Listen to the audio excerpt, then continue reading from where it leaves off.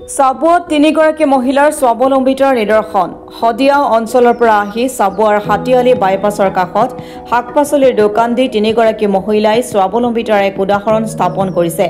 এই মহিলাসকলে নিজৰ পৰিয়ালৰ ভাৰ স্বাৱলম্বীভাৱে বহন কৰাৰ উদ্দেশ্যে নিজা প্ৰচেষ্টাত শাক-পাচলি বিক্ৰীৰ ব্যৱসায় আৰম্ভ কৰে।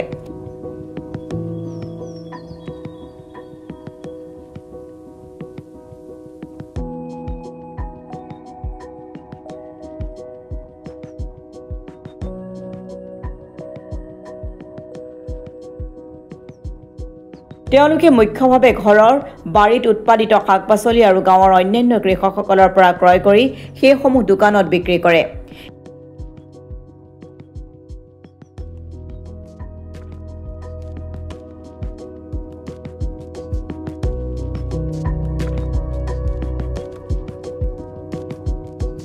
এই ব্যৱসায়ৰ জৰিয়তে তেওঁলোকে নিজে আত্মনিৰ্ভৰশীল হৈ পৰাৰ লগতে গাঁৱলীয়া কৃষকসকলৰ বাবে এক সদ্ভাৱনামূলক বজাৰ সৃষ্টি কৰিছে।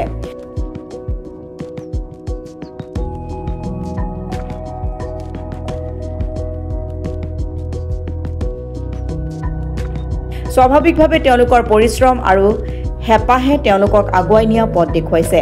এই মহিলাসকলৰ উদাহৰণে দেখুৱাইছে যে মনোবল আৰু সঠিক পৰিকল্পনাৰে যিকোনো পৰিসৰতেই উন্নতি সম্ভৱ।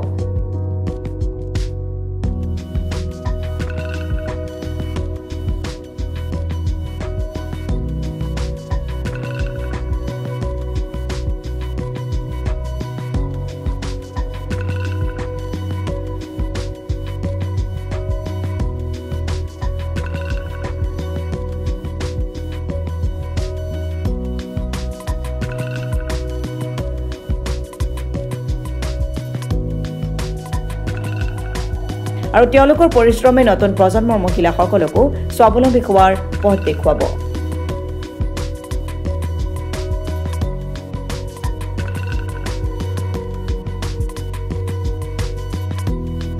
তিনিগৰাকী মহিলাক মই দেখিছোঁ যে কেইবাদিনো আগৰ পৰাই ইয়াতে শাক পাচলি বিক্ৰী কৰি উপাৰ্জন কৰিছে বুলি আমি গম পাইছোঁ।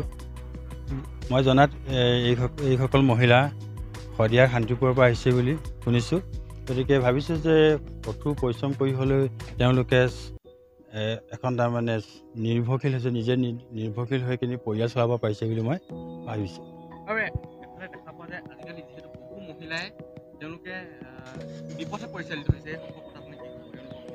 চাওক যিসকল মহিলা বিশেষকৈ কৰ্মশীল বা যিসকলৰ মনোবৃত্তি ভাল নহয় সেইসকলে এনেকুৱা পথেৰে নিশ্চয় গতি কৰিব। কিন্তু যিসকল স্বাৱলম্বী, যিসকলে জীৱনটো বুজি পায় সেইসকলে কেতিয়াও বিপথে পৰিচালিত নহয়।